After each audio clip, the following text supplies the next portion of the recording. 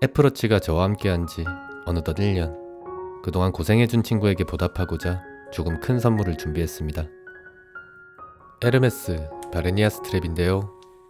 에르메스 특유의 오렌지색 박스를 바라보니 가슴 깊이 묻어두었던 아픈 기억이 떠오르는데, 당시엔 사람들이 왜 그렇게 명품에 열광하는지 참 이해할 수 없었는데, 난생 처음 명품 가죽이라는 걸 손목에 둘러보니 그녀가 그렇게 명품에 열광하던 이유를 조금은 알 것만 같은 기분입니다. 어쩌면 지렸다는 말은 이때 쓰는 게 아닐까요? 제가 이번에 에르메스 스트랩을 언박싱하게 된 진짜 이유는 평소에 가죽 스트랩을 모으고 뜯어보는 게 취미인 사람으로서 조회수를 오지게 땡길 수 있겠다는 기대감보다는 사실 가죽 스트랩을 만들어 판매해보고 싶다는 마음에서입니다. 가죽 스트랩을 검색해보면 다들 에르메스랑 똑같이 만들었다고 하는데, 진짜 에르메스는 어떤 모습인지 알아볼 필요가 있기 때문이죠. 장사를 해보고 싶다는 이야기지만 그렇게 많은 것을 바라는 건 아닙니다. 그저 여러분들이 제가 만든 제품을 사용하며 만족하는 모습과 현금 100억과 페라리, 그리고 내 소유의 작은 빌딩 한 채만 있으면 충분히 만족할 수 있을 것 같습니다. 에르메스 스트랩에 대해서 자세히 알아보는 영상이기에 구매를 고민하고 있는 분들에게도 이번 영상이 도움될 것 같은데, 이번에는 가죽 제품이기 때문에 몽키가 나설 자리는 없을 것 같아 조금 아쉽다는 생각이 드네요. 두께는 2.1mm로 다른 스트랩 제품들에 비해 상당히 얇은 편이고, 무게는 28.9g으로 다른 제품들에 비해 살짝 무게감은 있는 편이지만 착용했을 때 크게 무게감이 느껴진다는 정도는 아니었습니다. 가죽 스트랩 무게가 무거워지는 이유는 결합되어 있는 버클 무게의 비중이 크기 때문인데요.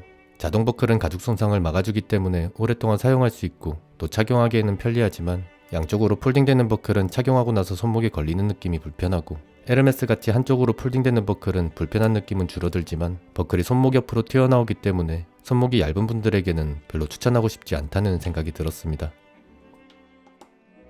스트랩 넓이는 커넥터 부분이 약 24mm, 버클 부분이 20mm로 일반적인 시계의 러그 넓이가 20에서 22mm라는 점을 고려한다면 넓은 편이라고 볼 수 있는데요. 애플워치는 일반 시계들과 다르게 사각형으로 되어 있어서인지 손목이 너무 얇은 분들이 아니라면 일반적인 넓이보다 이렇게 조금 더 넓은 러그가 더 어울린다는 느낌이었습니다.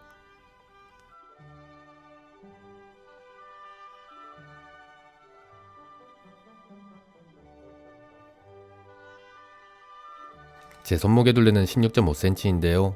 에르메스 스트랩의 두 번째 구멍에 딱 맞게 들어가는데 구멍 간격이 5mm씩 7개가 있기 때문에 16에서 19cm까지 착용은 가능하겠지만, 완전 끝부분에 결합했을 때 뭔가 아슬아슬하게 걸쳐있다는 느낌이라 18cm 아니면 18.5cm까지 착용하는 게 딱 적당하겠다는 생각이 들었습니다. 커넥터 부분에는 메이드 포 애플워치라고 각인되어 있는데요. 다른 호환 커넥터를 사용하는 제품들과 비교해보니 모르는 사람이 보더라도 오른쪽이 더 좋아 보이고, 특히 나사 부분의 퀄리티에서 차이가 크게 느껴지는데, 이건 1만원대부터 10만원대 스트랩까지 정품만큼의 퀄리티를 보여주는 제품은 없더라고요. 애플워치에 결합했을 때 발생하는 유격은 정품도 미세하게 발생하지만 다른 호환 제품들에 비해서는 한참 낮은 수준이었습니다. 이런 디테일한 부분은 사용하는 데 거슬릴 만한 부분은 아니었지만 보이지 않는 부분에서의 차이이기 때문에 짝퉁을 감별하는 데 활용해보는 것도 좋을 것 같은데요. 혹시 이 영상을 보고 주변에 에르메스 스트랩을 샀다고 자랑하던 친구를 떠올리신 분들은 우정에 금이 갈 수도 있으니 되도록 확인 사살하지 않는 것을 추천드립니다. 버클은 에르메스를 상징하는 H 형태의 버클로 상단에 에르메스가 각인되어 있는데요. 이런 디자인은 에르메스와 비슷하게 보이기 위해서인지 시중에 많이 출시되어 있고 저도 많이 사용해봤지만, 이런 버클은 사용하면서 별로 이쁘다는 생각은 없었는데 에르메스는 또 이뻐 보이는 건 참 기가 막힐 노릇입니다. 가죽은 굉장히 부드럽고 얇은 두께임에도 굉장히 탄탄하다는 느낌이지만 당겨주면 조금씩 늘어나게 되는데요. 사용하면서 조금씩 내 손목에 맞게 점점 변해가는 게 가죽 스트랩의 매력이라는 생각이 들더라고요. 스티치 부분은 굉장히 정교하게 되어 있지만 별로 사용하지 않았는데도 불구하고 미세한 잔털이 올라와 있는 것을 볼 수 있는데요. 이런 부분이 거슬리는 분들은 라이터로 간단하게 지져주면 사라지지만 너무 과하게 붙여주다 보면 돌아올 수 없는 강을 건널 수도 있으니 주의하시기 바랍니다. 경도는 2번. 부드러운 만큼 굉장히 예민한 친구인데요. 신기하다고 느꼈던 부분은 이런 얕은 스크래치 정도는 문질러주면 어느 정도 사라진다는 점이었는데요. 혹시나 이 영상을 보고 따라하다가 깊은 스크래치가 발생하면 복원되지 않기 때문에 따라하지 않는 것을 권해드립니다.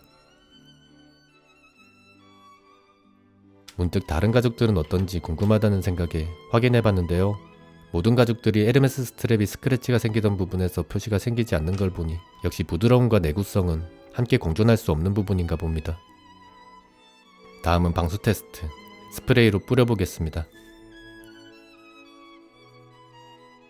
목이 많이 말랐나 봅니다.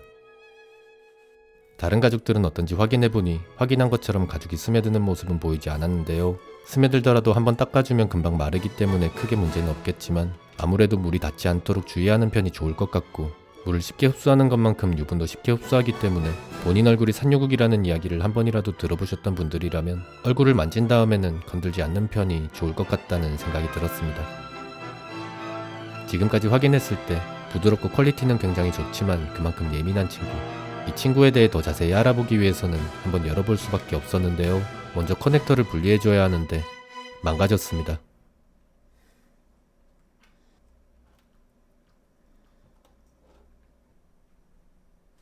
그래도 괜찮아요.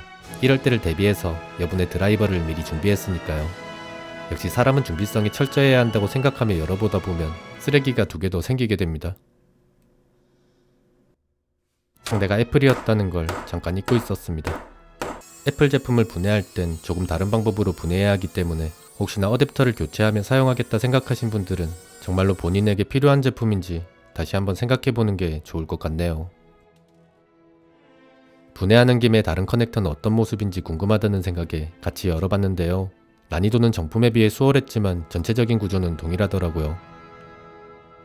버클은 스테인리스로 되어 있어 경도 3번에서는 스크래치가 생기지 않았고 4번부터 스크래치가 발생했는데요. 이건 사용하다 보면 점점 스크래치가 발생한다는 의미이기 때문에 이번 기회에 특별한 문양을 새기기로 했습니다. 세상에 하나뿐인 궁금하기 에르메스 버클입니다. 가죽을 분해하기 위해선 먼저 실을 제거해야 하는데요. 하나씩 제거하다 보면 제품이 어떤 방식으로 박음질되었는지 알 수 있는데 에르메스 스트랩은 장인이 한 땀 한 땀 정성스럽게 손수 재봉틀로 박아둔 머신 스티치였다는 것을 알 수 있었습니다. 전체적인 부분은 머신 스티치지만 마무리 부분만 제거하는 방식이 다른 걸 보니 이중으로 박음질된 끝부분에는 손바느질로 마무리한 것 같다는 느낌이더라고요.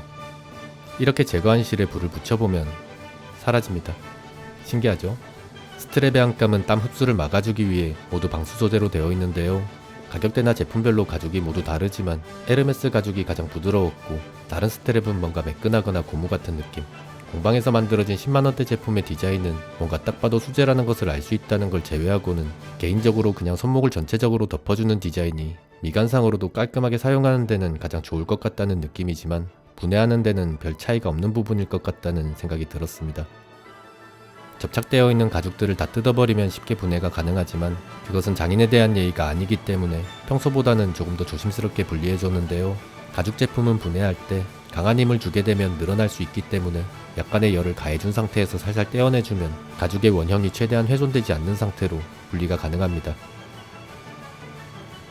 모두 분해한 뒤 확인해보면 내부는 얇은 두께의 흰색 보강제가 들어있다는 것을 알 수 있었고 이 보강제는 탄탄한 부직포 소재로 쉽게 늘어나 변형될 수 있는 가죽 소재를 잡아주기 위한 용도로 사용되었는데 다른 제품은 어떤 모습으로 되어 있는지 확인해보니 보강제가 전혀 들어있지 않거나 그리 탄탄하지 않고 쉽게 찢어지는 약한 보강제가 들어있다는 것을 알 수 있었고 좋은 제품은 역시 내부도 다르다는 것을 알 수 있는 유익한 시간이 되었습니다. 오늘의 결론. 애플워치 에르메스 바레니아 스트랩은 굉장히 부드럽고 고급스럽지만 부드러운 만큼 스크래치나 수분에 약하기 때문에 다른 가죽 제품들에 비해 좀 더 조심스럽게 다뤄줘야 하는 제품인 것 같다는 느낌. 데일리로 사용하기보다는 여러 스트랩과 번갈아가며 사용하는 게 오랫동안 사용하기 좋을 것 같고 제가 언박싱한 스트랩은 이쁘게 복원한 뒤 잘 사용할 예정이기 때문에 크게 걱정하지 않으셔도 좋을 것 같다는 생각이 드네요. 그럼 이번 영상도 많은 분들에게 도움이 되었기를 바라며 가죽 언박싱 스킬까지 장착해버린 유튜버 궁금하기는 오늘 영상 여기서 마치도록 하겠습니다. 시청해주셔서 감사합니다.